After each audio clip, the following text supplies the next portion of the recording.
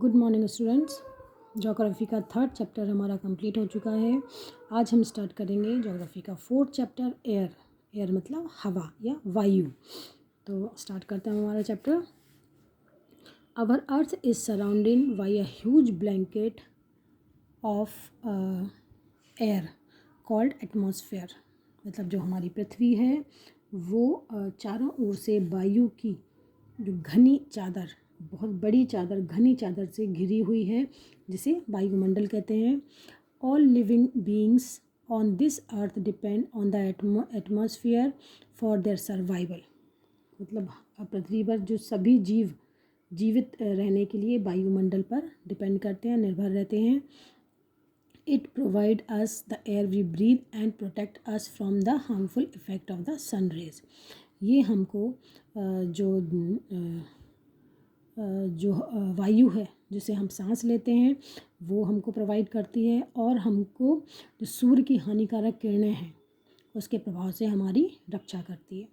Without this blanket of protection we would be baked alive by the heat of the sun during day and get frozen during night. बिना इस blanket के, बिना इस सुरक्षा के कंबल के या ब्लैंकेट के, हम दिन के समय बिल्कुल जो सूर्य की जो किरणें हैं, सूर्य की जो रोशनी है, उससे हम दिन के समय बिल्कुल से बोलते हैं बेक हो जाएंगे, पक जाएंगे, या रात की जो रात में जो है वो ठंड से जम जाएंगे। So it is this mass of air that has made the temperature on the earth liveable. तो अतः यह वह वायु राशि है, ये वह वायु राशि है जिससे पृथ्वी के तापमान को रहने योग्य बनाया है, जिसने पृथ्वी के तापमान को रहने योग्य बनाया। ये वो ब्लैंकेट है जिसने जो अर्थ है उसका टेम्परेचर जिंदा रहने लायक बनाया है, ना तो बहुत ज़्यादा गर्मी ना बहुत ज़्यादा ठंड। तो इससे पहले हम ये जानते हैं कि ये क्या है। डू यू नो, इसमें दिया हुआ है carbon dioxide release in the atmosphere creates a greenhouse effect by trapping the heat radiates from the earth. It is therefore called the greenhouse gas, and without it the earth would have been too cold to live in. मतलब ये कि जो carbon dioxide है वो वायुमंडल में फैलकर पृथ्वी से विकसित ऊष्मा को पृथ्वी पर रोककर ग्रीन हाउस इफेक्ट से पैदा करती है, इसलिए इसे ग्रीन हाउस गैस भी कहा जाता है। Gas and without it the earth would have been too cold. बिना इसके जो पृथ्वी है ये तो बहुत ज़्यादा ठंडी होगी रहने के लिए। However when its level in the atmosphere increase due to factory smoke और car fumes the heat retain increase the temperature of the earth. तो ये लेकिन इसके प्रभाव में, मतलब ग्रीन हाउस के प्रभाव में के अभाव में धरती इतनी ठंडी हो जाएगी कि इस पर रहना असंभव हो जाएगा। लेकिन जब कारखाने और कार के धुएं से वायुमंडल में इसका जो लेवल है, इसका स्तर है कार्बन डाइऑक्साइड का, वो बढ़ता जाता है, तब इस ऊष्मा या गर्मी हीट के द्वारा पृथ्वी का तापमान बढ़ता है, और इससे this is called global warming, जिसको बोलते हैं कि ग्लोबल वार्मिंग के कारण टेम्परेचर बढ़ रहा है, इसको ग्लोबल वार्मिंग बोलते हैं। जब पृथ्वी पर कार्बन डाइऑक्साइड गैस की जो मात्रा है वो बहुत ज़्यादा बढ़ जाती है तो वो ग्लोबल वार्मिंग का काम करती है। तो this rise in temperature cause the snow in coldest part of the world to melt. इसके कारण क्या होता है, ये टेम्परेचर बढ़ने के कारण जो विश्व के सबसे जो ठंडे प्रदेश जिसको बोलेंगे पूरे साल भर उसमें वहाँ बर्फ़ जमी रहती है, वो बर्फ़ पिघलने लगती है। As a result the sea level rise. और जब बर्फ़ पिघलेगी तो जो सी लेवल है, समुद्र का लेवल है, वो बढ़ेगा। जैसे जैसे समुद्र में बर्फ़ पिघलेगी तो वो पानी बन के समुद्र में मिलेगी, और समुद्र का स्तर, समुद्र का लेवल बढ़ेगा, तो causing flood in the coastal areas. तो इसके कारण बाढ़ आएगी समुद्र के किनारे वाले इलाकों में। There may be drastic change in the climate. इसके कारण बहुत जलवायु में परिवर्तन हो सकता है किसी जगह की, और extinctions of some plants and animal in long run. और साथ में जिसके कारण पौधे और पशु जो होते हैं, प्लांट्स, पौधे होते हैं, पशु होते हैं, वो लुप्त हो सकते हैं, वो ख़त्म हो सकते हैं। अब कंपोजिशन ऑफ द एटमॉस्फेयर, मतलब वायुमंडल का संगठन ये क्या क्या होता है वायुमंडल में। Do you know that the air we take in while breathing is actually a mixture of many gases. क्या आप जानते हैं कि जिस वायु का उपयोग हम सांस लेने के लिए करते हैं वास्तव में वह अनेक गैसों का मिश्रण होती है।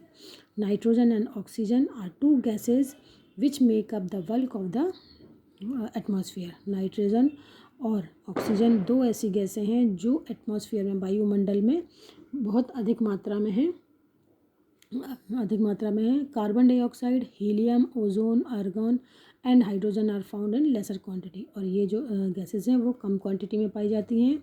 Apart from these gases tiny dust particle are also present in the air. मतलब इन गैसेस के अलावा जो बारीक बारीक जो डस्ट धूल के जो कण होते हैं वो भी वायुमंडल में पाए जाते हैं। तो आप यहाँ पे ये देख सकते हो चार्ट जो दिया हुआ है। 78% नाइट्रोजन है, ऑक्सीजन 21%, कार्बन डाइऑक्साइड 0.03%। तो ज़्यादातर भाग ऑक्सीजन और नाइट्रोजन का है और बाकी ये जो अदर गैसेस हैं वो है ऑर्गन ये। तो मतलब सबसे ज़्यादा नाइट्रोजन और ऑक्सीजन ही पाई जाती है। फिर the pie chart gives you the percentage of different constituent of air. मतलब जो पाई चार्ट हमने देखा उसमें पता चलता है कि कितना उसमें वो है गैसेस कितनी हैं। Nitrogen is the most plentiful gas in the air. मतलब वायु में जो नाइट्रोजन है वो गैस वो सबसे ज़्यादा है। व्हेन वी इनहेल, जब हम सांस लेते हैं, we take some amount of nitrogen into our lungs and exhale it. हम कुछ अमाउंट में नाइट्रोजन भी अंदर लेते हैं और वो हमारे लंग्स तक जाती है और उसको फिर हम बाहर छोड़ देते हैं। But plants need nitrogen for their survival. लेकिन जो पौधे होते हैं उनको सर्वाइव करने के लिए, उनको ज़िंदा रहने के लिए नाइट्रोजन की ज़रूरत होती है।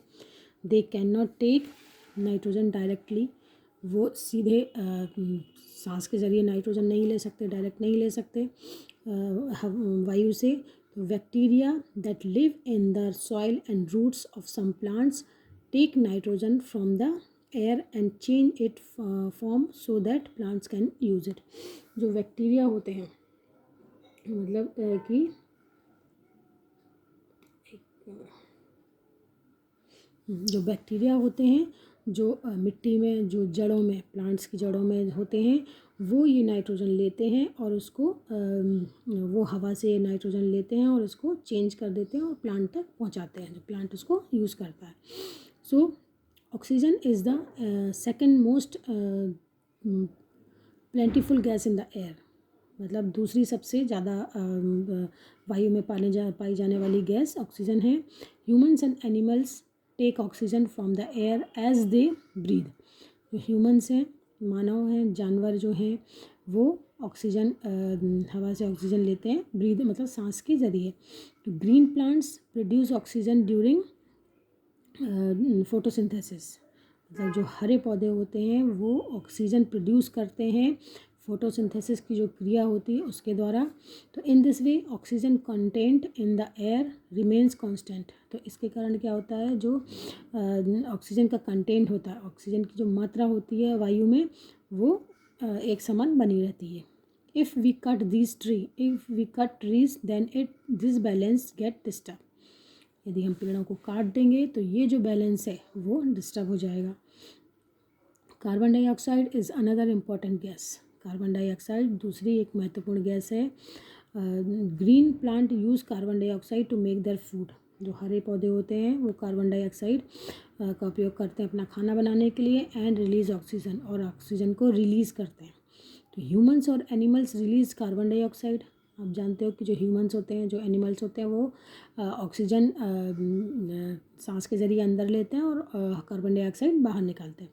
तो the amount of carbon dioxide release by humans and animals seems to be equal to the amount use by the plant which make a perfect balance.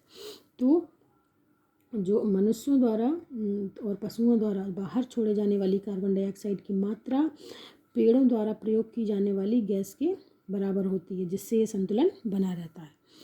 तो हाउएवर कभी कभी the balance is upset by burning of fuels. ये जो balance होता है वो upset होता है जो हम ईंधन जलाते हैं जो गाड़ियों में जो ईंधन होता है वो जो जलता है, such as coal and oil, कोयला और जो ऑयल है, they added billions of tons of carbon dioxide into the atmosphere each year.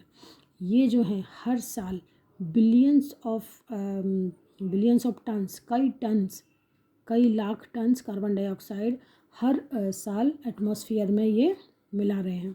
तो एज अ रिज़ल्ट, इसके परिणाम स्वरूप, the increase volume of carbon dioxide is affecting the earth weather and climate. तो carbon dioxide का बढ़ा हुआ जो बड़ी हुई कार्बन डाइऑक्साइड है पृथ्वी पर, इसके कारण पृथ्वी पर मौसम तथा जलवायु को प्रभावित करती है। जो बढ़ी हुई मात्रा है जो कार्बन डाइऑक्साइड की, वो पृथ्वी पर मौसम और जलवायु को प्रभावित करती है। जैसे हम बोलते हैं कि आजकल गर्मी काफ़ी लंबे समय तक रहने लगी है, तो और यह ठंड है वो आजकल फरवरी या मार्च तक चलने लगी, तो इस तरह से ये बैलेंस बिगड़ता है। अब इसमें दिया हुआ है, क्या आप जानते हैं, do you know when air is heated it expand. जब हवा गर्म होती है तो फैलती है। Becomes lighter and goes up, और हल्की होकर ऊपर उठती है।